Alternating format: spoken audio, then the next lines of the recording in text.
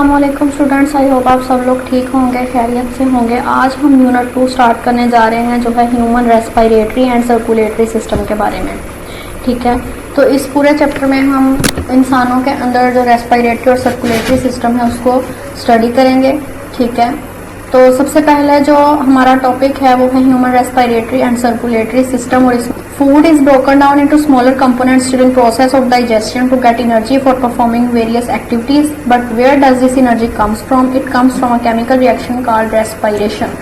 अच्छा, जो भी खुराक हम खाते हैं, ठीक है, अब इंसानों की बात हो रही है। पिछला चैप्टर जो हमने किया था वो प्लांट्स के बारे में था, लेकिन अब जो हम चैप्टर कर रहे हैं वो ह्यूमंस के बारे में है। ठीक है, इंसानों के बारे में। और अब जो भी हम बात करेंगे वो इंसानों के बारे में ही करेंगे इस चैप्टर में। ठीक है, तो जो भी खुराक हम खाते हैं जब वो छोटे छोटे पीसेज में, स्मॉलर कंपोनेंट्स में ब्रोक डाउन हो जाती है, उसको तोड़ दिया जाता है प्रोसेस ऑफ डाइजेशन के जरिए। ठीक है, पहले हम उसको चबाते हैं मुंह में, ठीक है, अपने दांतों के जरिए, तो वहाँ पे ब्रेक होती है। ठीक है, फूड जो भी हम खाते हैं वहाँ पे ब्रोक डाउन होती है। उसके बाद जब हमारे स्टमक में जाती है तो वहाँ पे डाइजेशन का जो प्रोसेस होता है निज़ाम हज़म का, ठीक है, वहाँ पे जाके भी जो खुराक है वो छोटे छोटे पीसेस में कन्वर्ट हो जाती है और उसके बाद वो एनर्जी के काबिल बनती है, यानी उससे हमें एनर्जी मिलती है। उस खुराक से एनर्जी हमें हासिल होती है जिसके ज़रिए, उस एनर्जी के ज़रिए हम बहुत सारी एक्टिविटीज़ कर सकते हैं। लेकिन ये एनर्जी कहाँ से आती है? ये एक केमिकल रिएक्शन के ज़रिए से आती है जिसको हम रेस्पिरेशन बोलते हैं। उस केमिकल रिएक्शन का नाम है रेस्पिरेशन। ठीक है, तो आज का हमारा टॉपिक बेसिकली रेस्पिरेशन से रिलेटेड ही है। तो रेस्पिरेशन क्या है? It is a biochemical process. क्या है? कौन सा प्रोसेस है? Biochemical process. इसको आप अंडरलाइन कर लें। ठीक है, आपसे पूछा जा सकता है एमसीक्यूज में कि ये कौन सा प्रोसेस है। ठीक है, इन विच, एक minute, it is a biochemical process in which a food molecule यानी glucose is broken down in the presence of oxygen. ये एक ऐसा बायोकेमिकल प्रोसेस है जिसमें फूड मॉलिक्यूल्स जो हैं वो ब्रोक डाउन होते हैं और किसकी प्रेजेंस में होते हैं? ऑक्सीजन की प्रेजेंस में, और एनर्जी रिलीज होती है इसके नतीजे में। ठीक है, this process is called aerobic respiration, और इस प्रोसेस को हम कहते हैं एरोबिक रेस्पिरेशन। ठीक है, एरोबिक रेस्पिरेशन का मतलब है जो ऑक्सीजन की मौजूदगी में फूड मॉलिक्यूल्स की ब्रोक डाउन होना और एनर्जी का रिलीज होना, इसको कहते हैं एरोबिक रेस्पिरेशन। ठीक है, रेस्पिरेशन की 2 टाइप्स हैं, एरोबिक रेस्पिरेशन और एनएरोबिक रेस्पिरेशन। ठीक है, तो एरोबिक रेस्पिरेशन वो होती है जो ऑक्सीजन की प्रेजेंस में होती है, और एनएरोबिक वो रेस्पिरेशन होती है जो ऑक्सीजन की गैर मौजूदगी में यानी ऑक्सीजन की एब्सेंस में होती है। ठीक है, यहाँ पे आपको एनएरोबिक रेस्पिरेशन भी पढ़ेंगे। सबसे पहले हम तो एरोबिक कर लें पहले। As a result of this reaction, carbon dioxide and water are produced as byproduct. Aerobic respiration के नतीजे में जो इसका रिएक्शन होता है उसके रिजल्ट के नतीजे में कार्बन डाइऑक्साइड, ठीक है, और वाटर जो है वो बाय प्रोडक्ट के तौर पे बनता है। The following equation describe the process of aerobic respiration. अब ये ग्लूकोज था, ठीक है, ग्लूकोज की ब्रेकडाउन हुई किसकी प्रेजेंस में? ऑक्सीजन की प्रेजेंस में, और हमें क्या प्रोडक्ट मिला? हमें कार्बन डाइऑक्साइड मिला, वाटर मिला और साथ में एनर्जी रिलीज हुई। ठीक है, एनर्जी मिली। ठीक है, तो आपने इसका रिएक्शन भी कर लेना है। Sometimes food is broken down in the absence of oxygen. कभी कभार जो फूड है वो एब्सेंस ऑफ ऑक्सीजन यानी ऑक्सीजन की गैर मौजूदगी में भी ब्रोक डाउन होती है।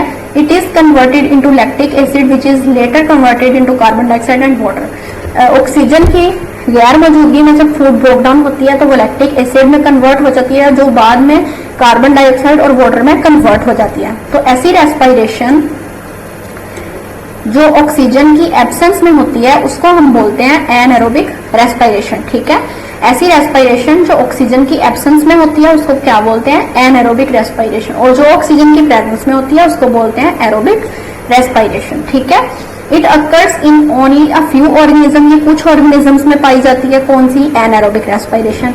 इन humans when cells can not get oxygen fast enough specially during exercise और एनी हार्ड एक्टिविटी। इंसानों में जब सेल्स जो हैं वो इतनी तेजी से ऑक्सीजन हासिल नहीं कर पाते ड्यूरिंग एक्सरसाइज, जब हमें बहुत ज्यादा सांस चल रहा होता है, ठीक है, जब हम कोई भी एक्सरसाइज कर रहे हैं या कोई भी हार्ड एक्टिविटी कर रहे हैं तो they produce energy through anaerobic respiration. तो उस वक्त ऑक्सीजन उतनी नहीं मिल रही होती। ठीक है, जिस स्पीड से हम काम कर रहे होते हैं उस स्पीड से हमें ऑक्सीजन नहीं मिल रही होती। तो उस प्रोसेस में क्या होता है कि एनर्जी जो है वो एरोबिक रेस्पिरेशन में प्रोड्यूस होती है, यानी ऑक्सीजन की गैर मौजूदगी में। ठीक है, तो इसमें क्या होता है, ग्लूकोज जो है वो लैक्टिक एसिड और एनर्जी में लैक्टिक एसिड और एनर्जी जो है इसका बाय प्रोडक्ट है। In the human body aerobic respiration involves, human body जो है उसमें एरोबिक रेस्पिरेशन में क्या क्या होता है, इनटेक ऑफ ऑक्सीजन, इनटेक होता है अंदर लेके जाना, इनटेक। ठीक है, ऑक्सीजन को हम अंदर लेके जाते हैं। ठीक है, release of energy, energy release करते हैं, और कार्बन डाइऑक्साइड और वाटर रिलीज करते हैं। ठीक है, तो ये सारे क्या है, एरोबिक रेस्पिरेशन इन चीजों में इन्वॉल्व है। The human body requires oxygen for the process of respiration, human body जो है ये इसको ऑक्सीजन की जरूरत है ताकि ये रेस्पिरेशन का प्रोसेस कर सके। ठीक है, अगर इसके पास ऑक्सीजन नहीं होगी तो ये रेस्पिरेशन का प्रोसेस नहीं हो पाएगा। How do you think oxygen is supplied to the body, आपको क्या लगता है कि हमारी बॉडी में ऑक्सीजन कैसे सप्लाइड होती है? It is supplied continuously through the process of breathing, ये कंटिन्यूसली ब्रीथिंग के प्रोसेस से हमें मिलती है। ठीक है, सप्लाई होती है। वो कैसे? अब हमारे इन्वायरमेंट में ऑक्सीजन प्रेजेंट है, ऑक्सीजन इन्वायरमेंट में कैसे आई? प्लांट्स के जरिए से। ठीक है, तो जो प्लांट्स के जरिए से ऑक्सीजन इन्वायरमेंट में आई वो इन्वायरमेंट से ऑक्सीजन हमने ले ली। ठीक है, तो वो जो थी वो हमने ली ऑक्सीजन, और ये कंटिन्यूसली प्रोसेस हो रहा है ब्रीथिंग के जरिए, सांस लेने के जरिए कि ऑक्सीजन हम ले रहे हैं। ठीक है, और वो ऑक्सीजन ऐसे हमारी बॉडी में जाती है। ठीक हो गया। नेक्स्ट है ब्रीथिंग। ब्रीथिंग क्या है? Taking in oxygen and moving out carbon dioxide through nose is called breathing. ठीक है, अभी जो मैंने आपको बात बताई कि ऑक्सीजन को हम लेके जाते हैं अपने बॉडी में, ठीक है, और कार्बन डाइऑक्साइड को अपनी बॉडी से निकालते हैं अपने नोज के जरिए से, और इस पूरे प्रोसेस को हम बोलते हैं ब्रीथिंग। ठीक है, ऑक्सीजन को लेके जाना और कार्बन डाइऑक्साइड को निकालना, ये क्या है? ब्रीथिंग का प्रोसेस है। ठीक है, सांस लेने का प्रोसेस है। It is a physical process, it supplies oxygen required for respiration. अब ऑक्सीजन सप्लाई होती है जो रेस्पिरेशन के लिए बहुत जरूरी है। Carbon dioxide and heat produce during respiration. Respiration जो है इसका बाय प्रोडक्ट क्या है? वो है कार्बन डाइऑक्साइड और दूसरा है हीट। ठीक है, और ये बॉडी से ब्रीथिंग के जरिए एक्सपेल होते हैं, बाहर निकलते हैं, यानी हम कार्बन डाइऑक्साइड रिलीज कर रहे होते हैं। ठीक है, oxygen is taken inside the body to be used by cell for producing energy. Oxygen जो है वो हम अपनी बॉडी में लेके जा रहे होते हैं ताकि हमारे बॉडी के जो सेल्स हैं वो एनर्जी को प्रोड्यूस कर सकें through a system called respiratory system, और उस सिस्टम को हम बोलते हैं रेस्पिरेटरी सिस्टम। ठीक है, क्या होता है? ऑक्सीजन हम अपनी बॉडी में लेके जाते हैं ताकि हमारे बॉडी में जितने भी सेल्स हैं वो उस ऑक्सीजन की मदद से एनर्जी को प्रोड्यूस कर सकें। किस सिस्टम के जरिए? रेस्पिरेटरी सिस्टम के जरिए। ठीक है, या और जो चीज मैं आप लोगों को हाईलाइट करवाऊंगी, अंडरलाइन करवाऊंगी, वो आप लोगों ने कोशिश करनी है कि उसको अच्छे से करना है। ठीक है, तो आपको आसानी रहेगी। तो स्टार्ट करते हैं। The human respiratory system consist of nose, pharynx, larynx, trachea and lungs. Human respiratory system में क्या क्या चीजें होती हैं? नोज है, फेरेंक्स है, लैरिंक्स, ट्रैकिया एंड लंग्स। ठीक है, और ये सारी चीजें क्या है ये आगे जाके हम पढ़ेंगे भी। अभी आपको कंफ्यूजन हो रही होगी ये कैसे क्या नाम है, ये क्या चीज है जो हमें पढ़ा रहे हैं, लेकिन जैसे जैसे हम इसको पढ़ेंगे वैसे वैसे हमें समझ आती जाएगी। ठीक है, और यहाँ पे आपको एक डायग्राम नजर आ रही है, इसमें आपको नोस्ट्रिल्स नजर आ रहे हैं। नोस्ट्रिल्स हैं जी हमारे नाक के सुराख जहाँ से हम सांस लेते हैं। ठीक है, उसके बाद नेजल कैविटी आपको नजर आ रही है ये। ठीक है, उसके बाद ये फेरेंक्स है और ये लैरिंक्स है, नीचे ट्रैकिया है और ब्रोंकाई ये लंग्स के अंदर मौजूद है, लेफ्ट लंग, राइट लंग और डायफ्राम। ठीक है, और let's study how oxygen is taken to the body cells and how carbon dioxide is removed from it. अब हम इस बात को स्टडी करेंगे कि ऑक्सीजन कैसे हम अपने बॉडी सेल्स में लेके जाते हैं और कैसे कार्बन डाइऑक्साइड को हम अपनी बॉडी से रिमूव करते हैं।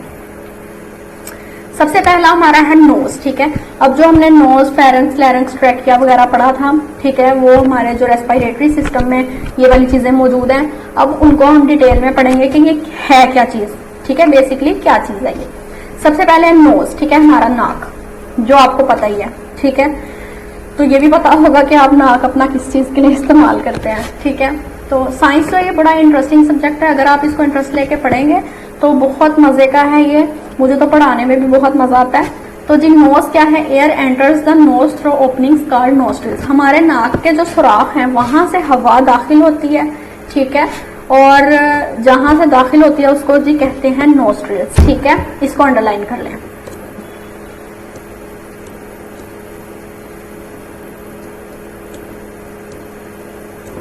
Hair and mucus are present inside the nose that trap the dust particles present in air.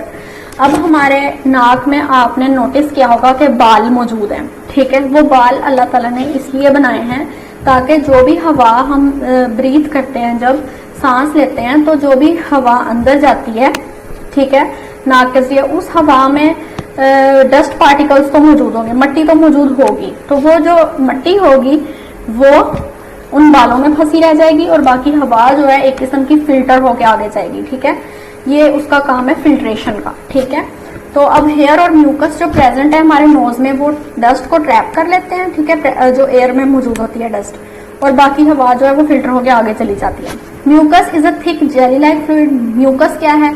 ये एक जेली लाइक फ्लूइड होता है जो हमारे नाक में मौजूद होता है, ये मट्टी को अपने साथ मिला लेता है।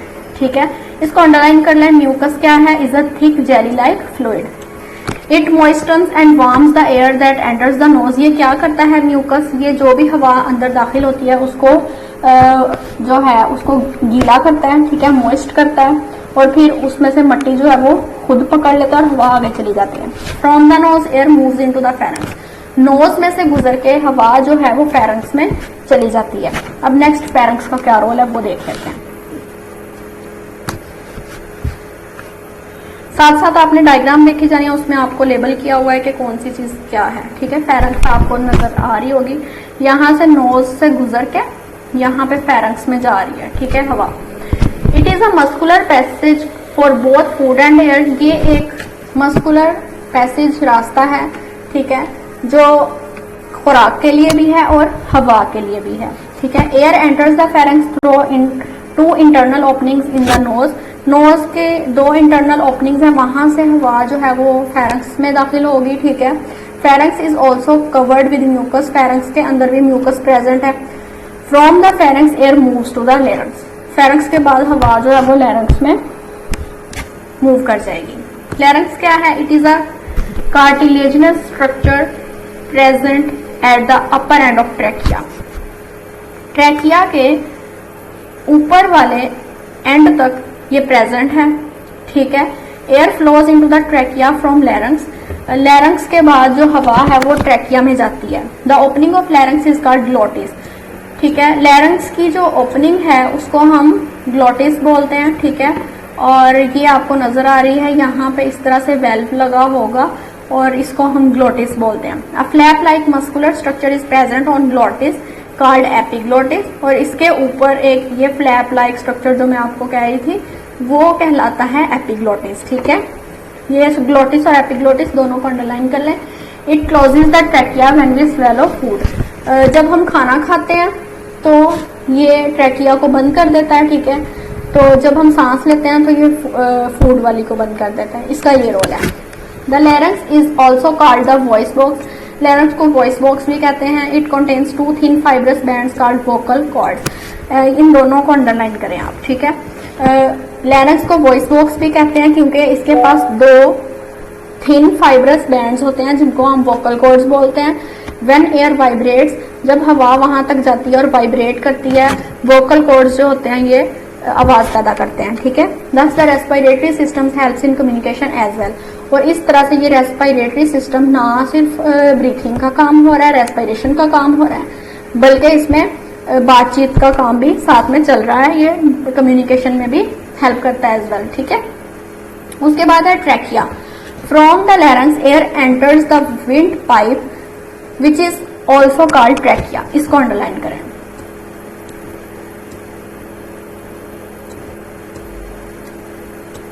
लैरिंक्स के बाद हवा जो है ये विंड पाइप में चली जाती है, जिसको हम ये यहाँ पे आपको नजर आ रही है विंड पाइप। ठीक है, और इसको हम ट्रैकिया भी बोलते हैं। ठीक है, it is a 10 to 11 centimetre long tube. ये 10 से 11 सेंटीमीटर लॉन्ग ट्यूब है, ट्यूब की तरह ही आपको नजर आ रही है shape. It contains a series of C shaped cartilaginous rings which prevent it from collapsing. इसके पास सी शेप कार्टिलेजिनस रिंग्स हैं, ये देखें, ये आपको नजर आ रही है ऐसे ऐसे। ठीक है, तो ये क्या करती हैं, इसको आपस में टकराने से बचाती हैं। एट द लोअर एंड, अच्छा आपने कभी कुर्बानी की हो, ठीक है, अगर आपने कभी कोई मुर्गा ज़िबा किया हो या कोई बकरा, तो उसका भी आप कभी ये ट्रैकिया देखिएगा, बिल्कुल सेम होता है, इंसानों में भी वैसा ही होता है, ठीक है। At the lower and the trachea divides into 2 tubes, and पे आके ट्रैकिया जो है ये 2 ट्यूब्स में कन्वर्ट हो जाता है, एक ये, ठीक है। इनको हम कहते हैं ब्रोंकाई, ठीक है।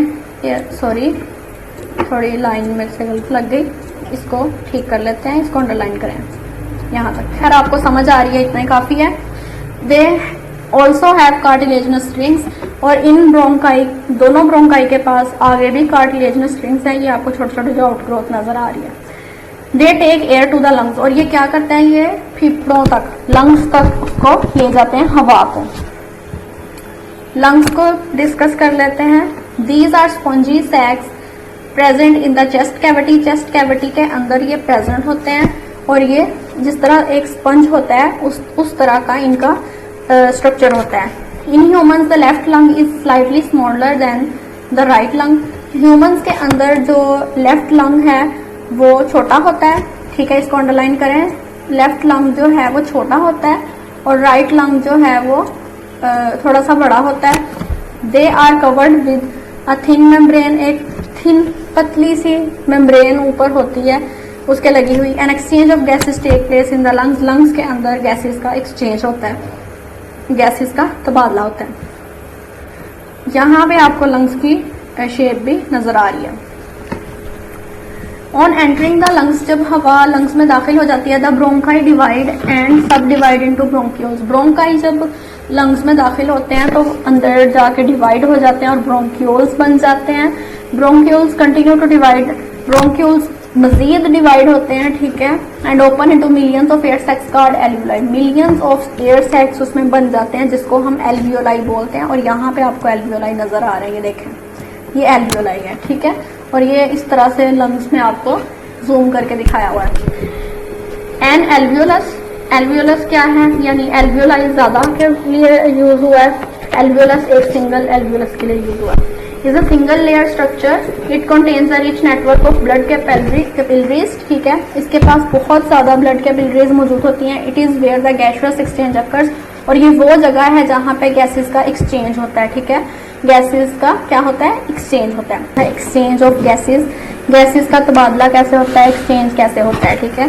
When air enters the lungs, जब हवा लंग्स में दाखिल हो जाती है, alveoli are filled with it, और एल्वियोलाई जो है वो हवा से भर जाते हैं। They take oxygen from air and pass it to the blood through thin walls of the alveoli, तो वो क्या करते हैं, ऑक्सीजन लेते हैं, जो हवा से ऑक्सीजन हमें मिली होती है उसको वो ब्लड में पास कर देते हैं, ठीक है, जो थिन वॉल्स ऑफ एल्वियोलाई होती हैं उसके जरिए से वो ब्लड में उसको पास कर देते हैं। Carbon dioxide and other waste gases present in blood pass through alveoli walls and enter the alveoli, carbon dioxide और दूसरी जो वेस्ट गैसेस होती हैं, यानी उन गैसेस की जरूरत जो है वो इंसानी जिस्म को नहीं होती, वो क्या करती हैं, वो जो ब्लड में प्रेजेंट होती हैं वो क्या करती हैं, वो एल्वियोलाई में आ जाती हैं, ठीक है, एल्वियोलाई की वॉल्स के जरिए से एल्वियोलाई में आती हैं। These gases then move out of the body with air, और वो गैसेस क्या करती हैं, हवा के जरिए बॉडी से बाहर आ जाती हैं, ठीक है। अब इसमें आपको क्या समझ लगी, इन शॉर्ट में आपको बताती हूँ क्या हुआ। हवा लंग्स में गई, ठीक है, और एल्वियोलाई में गई, ठीक है। एल्वियोलाई से आगे क्या हुआ, हवा में से ऑक्सीजन ली और ऑक्सीजन ब्लड में चली गई।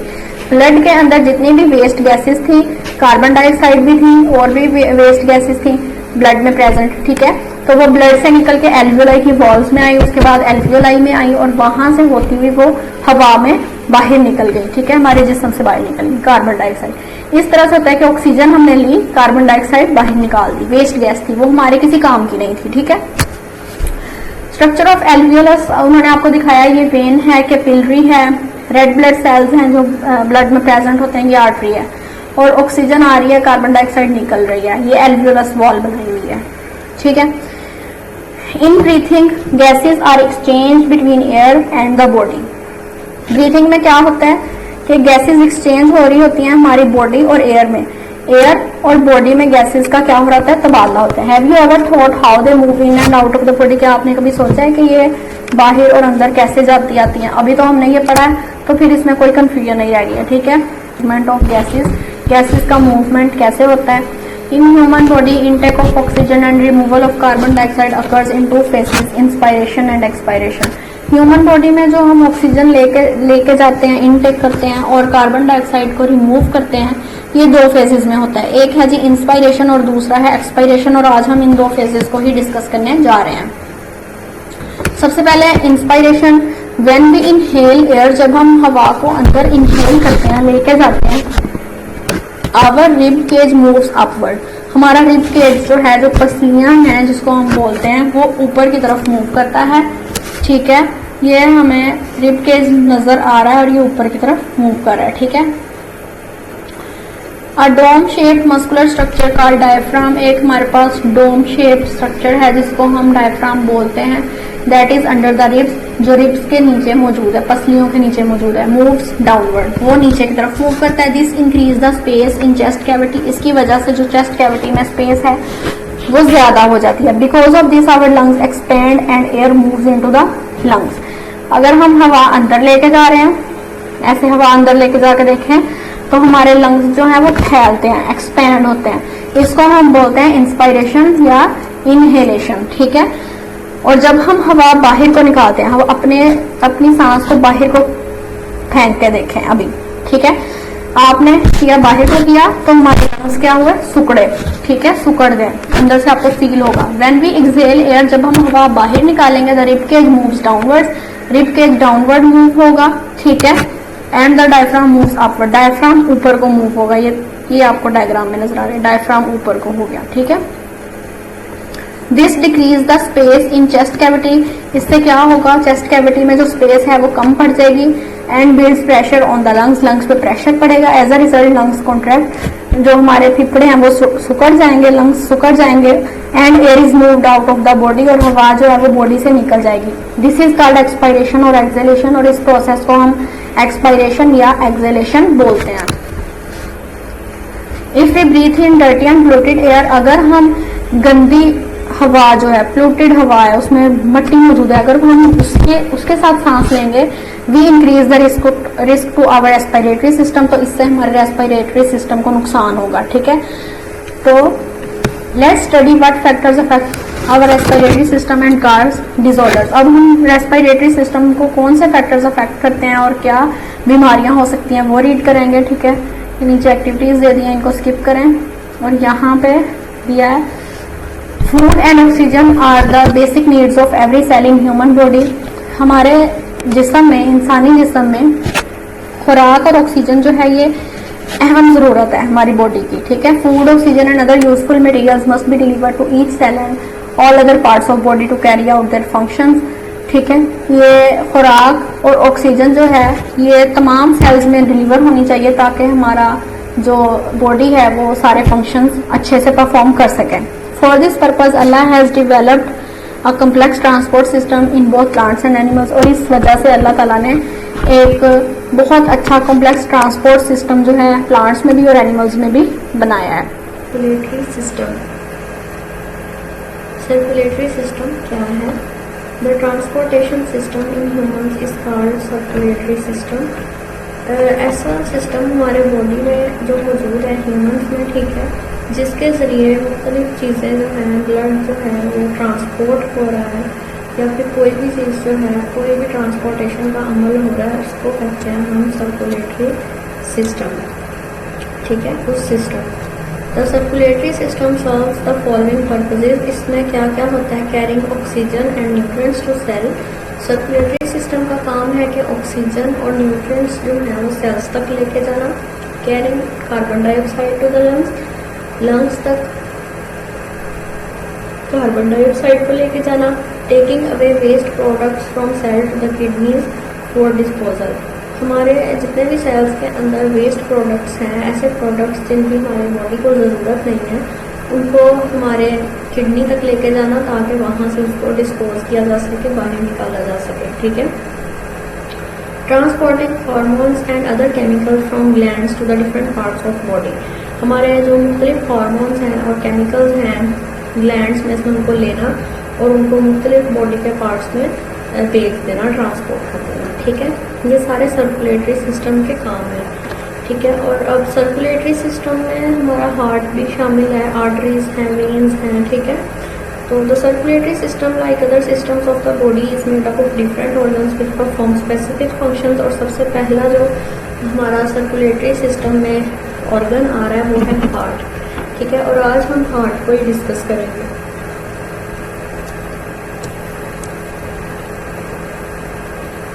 सबसे पहले ये इंफॉर्मेशन बॉक्स है।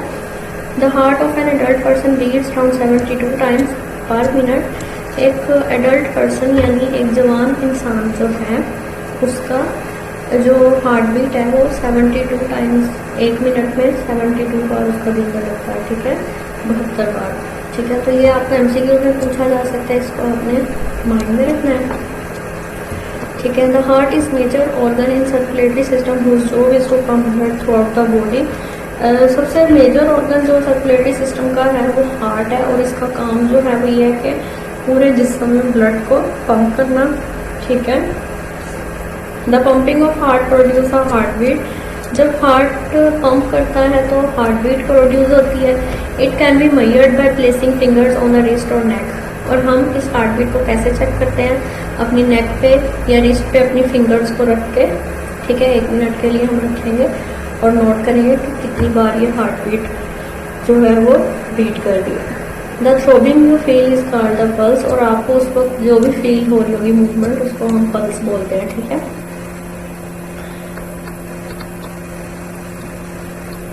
उसके बाद the heart is a hollow cone shaped. अब यहाँ आपको हार्ट की डायग्राम भी दिखाई है और फिर इसको नीचे एक्सप्लेन किया हुआ है, ठीक है।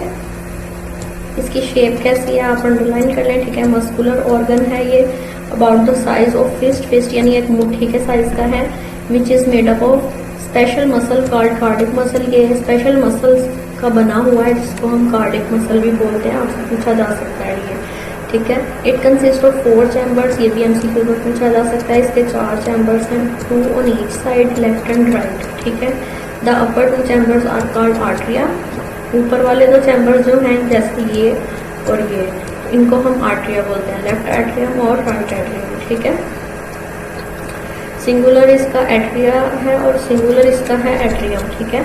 लेफ्ट और राइट आर्टरिया जो है, ठीक है। The lower 2 chambers are called ventricles. नीचे वाले दोनों चैम्बर्स जो हैं जैसे ये देखो, राइट वेंट्रिकल और लेफ्ट वेंट्रिकल, ठीक है। नीचे वाले दोनों चैम्बर्स को हम वेंट्रिकल्स बोलते हैं, लेफ्ट एंड राइट वेंट्रिकल्स, ठीक है। Atria are smaller in size than ventricles. ये आपका एमसीक्यू में आ सकता है, ठीक है, अंडरलाइन कर लें। The right side of heart delivers blood to the lungs. Heart की जो राइट साइड है वो लंग्स को ब्लड डिलीवर करती है, whereas the left side of heart supplies blood to the different parts of body. जबकि जो left side है, ठीक है, वो हार्ट की जो लेफ्ट साइड है वो ब्लड लेके डिफरेंट बॉडी पार्ट्स में डिलीवर करती है। राइट साइड लंग्स को करती है और बाकी जिस्म को left side. Right sided chambers are separated from left sided chambers through a thin wall called septum. अब एक तो राइट साइड पे चैम्बर्स हैं, एक है लेफ्ट साइड पे, उन दोनों को एक दरमियान में एक थिन वॉल है जिसने दोनों को सेपरेट किया हुआ है, जिसको हम सेप्टम बोलते हैं, ठीक है। यहाँ पे इन्होंने वो नहीं दिखाई हुई। To prevent the mixing of blood, ताकि लेफ्ट साइड का और राइट साइड का ब्लड जो है वो आपस में मिक्स ना हो। ये नीचे आपको डायग्राम दिखाई गई है, इसमें ये आपको सेप्टम नजर आ रहा है, ठीक है। इसकी वजह से लेफ्ट और राइट साइड जो है वो आपस में मिली हुई नहीं है, ठीक है, और इसको सेपरेट किया हुआ है लेफ्ट और राइट साइड को। Valves connect the atria with the ventricles. अब वेल्व्स बनी हुई है वहाँ पे, ठीक है, और वो कनेक्ट कर रही है आर्टरिया को वेंट्रिकल्स के साथ, और ब्लड को बैक फ्लो यानी उसका वापस ना चले जाना, ठीक है, पंपिंग के दौरान ब्लड वापस ना जाए उसको प्रिवेंट करती है, उससे बचाती है। The heart works in 2 ways। Heart जो है वो 2 तरीकों से काम करता है। It collects blood from different parts of body and pumps into the lungs. पहला फंक्शन इसका ये है कि ये क्या करता है, बॉडी के मुख्तलिफ पार्ट्स में से ब्लड कलेक्ट करता है और उसको लंग्स में पंप कर देता है, लंग्स में भेज देता है। लंग्स क्या है, हमारे फेफड़े जिनसे हम सांस लेते हैं, ठीक है, तो लंग्स में भेज देता है। और दूसरा फंक्शन इसका क्या है, it collects blood from the lungs and pumps it to all parts of body. दूसरा फंक्शन इसका ये है कि ये लंग्स से ब्लड लेता है और बाकी बॉडी पार्ट्स में इसको पंप कर देता है, ठीक हो गया। ब्लड, आज हम ब्लड को डिस्कस करेंगे। Blood is a component of circulatory system that flows throughout our body. Blood जो है ये हमारा सर्कुलेटरी सिस्टम का ही एक कंपोनेंट है जो हमारे पूरे जिस्म में गर्दिश करता है, ठीक है। It circulates constantly carrying nutrients, oxygen and waste products. अब ब्लड के अंदर मुख्तलिफ न्यूट्रिएंट्स होते हैं, ऑक्सीजन भी प्रेजेंट होती है और वेस्ट प्रोडक्ट्स भी होते हैं जिनको ये लेके हमारे बॉडी में सर्कुलेट कर रहा होता है। An adult body contains about 5 litres of blood, ठीक है, ये आपको एमसीक्यू में पूछा जा सकता है। एक नॉर्मल जो एडल्ट बॉडी है उसके अंदर 5 लीटर्स ऑफ ब्लड मौजूद होता है, ठीक है। उसके पास कितना ब्लड होता है? 5 लीटर्स। तो आपको एमसीक्यू में पूछा जा सकता है या फिल इन द ब्लैंक्स में, ठीक है। It is a tissue composed of 3 different types of cells and plasma.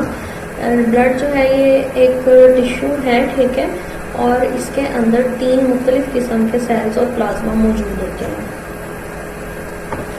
ठीक है। और अब वो ब्लड के कंपोनेंट्स क्या हैं? प्लाज्मा, रेड ब्लड सेल्स जिनको हम एरिथ्रोसाइट्स भी बोलते हैं, वाइट ब्लड सेल्स जिनको हम ल्यूकोसाइट्स बोलते हैं, और प्लेटलेट्स जिसको थ्रोम्बोसाइट्स बोलते हैं, ठीक है। सबसे पहले plasma. It is the liquid part of blood made up of water, salts, proteins, glucose and other nutrients. अब प्लाज्मा जो है ये ब्लड का लिक्विड पार्ट है।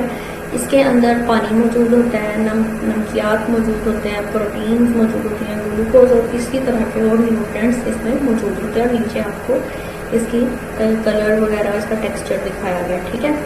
उसके बाद रेड ब्लड सेल्स यानी erythrocytes, they contain a red pigment called haemoglobin which carries oxygen to all parts of body. अब रेड ब्लड सेल्स जो है इसके अंदर रेड पिगमेंट्स मौजूद होते हैं, ठीक है, यानी ब्लड के अंदर रेड पिगमेंट्स मौजूद होते हैं जिनको रेड ब्लड सेल्स बोलते हैं, और उन रेड पिगमेंट्स को हम हेमोग्लोबिन भी बोलते हैं, जो क्या करता है, जिसका काम ये है कि हमारे पूरे बॉडी को ऑक्सीजन देना, ऑक्सीजन कैरी करना, ठीक है। उसके बाद वाइट ब्लड सेल्स यानी leucocytes, these cells are part of our immune system that helps us fight against germs. ये हमारे इम्यून सिस्टम का भी एक पार्ट है, अंडरलाइन कर लें इसको, ठीक है। और ये क्या करते हैं? जर्म्स के अगेंस्ट फाइट करने में हेल्प करते हैं, ठीक है। डिजीज और any foreign body that enters और अटैक आवर बॉडी, कोई भी बाहर से कोई डिजीज है या जर्म्स है जो हमारी बॉडी पे अटैक करता है, ठीक है, उसके अगेंस्ट लड़ने में ये हमारी मदद करते हैं। उसके बाद है platelets, thrombocytes. Platelets prevent the leaking और flow of blood out of any found by clotting the blood. आपने देखा होगा जब भी हमारे कोई जख्म होता है, ठीक है, तो ब्लड निकलता है, लेकिन थोड़ी ही देर में हमारा जो जख्म हुआ होता है, अगर हमारे हैंड पे कट लगता है या फिर कुछ भी, तो ऊपर जो है वो क्रीम टाइप आना शुरू हो जाता है, ठीक है, एक ब्लैक कलर की डार्क स्किन, और वो वहाँ से सख्त होके स्किन जो है हील होना शुरू हो जाता है और ब्लड रुक जाता है, ठीक है। वो किसकी वजह से होता है? वो प्लेटलेट्स की वजह से होता है। वो उसको प्रिवेंट करते हैं कि खून जो है वो ज़ाया ना हो, ऊपर ब्लड का क्लॉट बन जाता है, यानी खून वहाँ जम जाता है और पीछे से और खून बाहर निकले ना, ज़ाया ना हो, लीकेज ना हो, ठीक है। तो वो इस चीज़ से है प्लेटलेट्स बचाता है, ठीक है। ये आपको अच्छे से समझ आ गया होगा। वेसल्स, ब्लड वेसल्स क्या है, ठीक है, ये भी एक सर्कुलेटरी सिस्टम का ही कंपोनेंट है, ठीक है। The blood which is pumped and received by heart travels in a system of tubular structures called blood vessels, ठीक है। ऐसा ब्लड जो पंप होता है और हार्ट जिसको रिसीव करता है, पंप करता है, और एक पूरे ट्यूबुलर स्ट्रक्चर में वो मूव करता है, उस स्ट्रक्चर को हम बोलते हैं ब्लड वेसल्स, ठीक है। Their function is to transport blood to all parts of our body। In blood vessels का काम ये होता है कि ये हमारे ब्लड को पूरे बॉडी में ट्रांसपोर्ट करते हैं, ठीक है। Our body has 3 major types of blood vessels based on their function। हमारे बॉडी के पास 3 टाइप्स जो हैं वो ब्लड वेसल्स की हैं उनके फंक्शन के हिसाब से, ठीक है। यहाँ पे आपको ब्लड वेसल्स दिखाई गई हैं। ये वेन है ब्लू कलर की, रेड कलर की आर्टरीज हैं, और ये दरमियान वाली कैपिलरीज हैं, ठीक है। इसको हम यहाँ पे आर्टरियोल बोलते हैं, इसको वेन्यूल बोलते हैं। यहाँ पे टाइप्स ऑफ ब्लड वेसल्स हैं, आर्टरीज, वेन्स और कैपिलरीज, ठीक है, 3 टाइप्स हैं। आर्टरीज क्या है, क्या काम करती हैं? Carry blood away from heart to other parts of body. Arteries क्या करती हैं कि ब्लड को हार्ट से दूर लेके जाती हैं, यानी बाकी बॉडी पार्ट्स तक लेके जाती हैं। Veins carry blood towards the heart after collecting it from different parts of body. Veins का काम ये है कि वो मुख्तलिफ जिस्म के हिस्सों से ब्लड को लेके हार्ट की तरफ लेके जाती हैं। कैपिलरीज जो है ये क्या करती हैं, ये आर्टरीज और वेन्स को कनेक्ट करती हैं आपस में, ठीक है, आपस में मिलाती हैं। Arteries divided to smaller branches called arterioles as they continue to move away from heart. Arteries जो हैं ये जब हार्ट से दूर जा रही होती हैं, ठीक है, तो आगे से आगे ये मुख्तलिफ छोटी छोटी ब्रांचेस में डिवाइड हो जाती हैं जिनको हम आर्टरियोल्स बोलते हैं, ठीक है। वेन्स जो है from one smaller venules carrying deoxygenated blood join together. ये छोटी छोटी वेन्यूल्स जो हैं जिनके पास डीऑक्सीजनेटेड ब्लड होता है आपस में जो मिल रही होती हैं हम वेन्स बोलते हैं। Capillaries made up of only a single layer of cell. Capillaries जो हैं ये एक ही सेल से मिलकर बनी होती हैं। उसके बाद है arteries are strong and flexible. Arteries जो है ये मजबूत होती हैं, ठीक है, इनके अंदर लचक मौजूद होती है, इनकी वॉल जो है वो मोटी होती है और स्मॉल ल्यूमन होता है, ठीक है।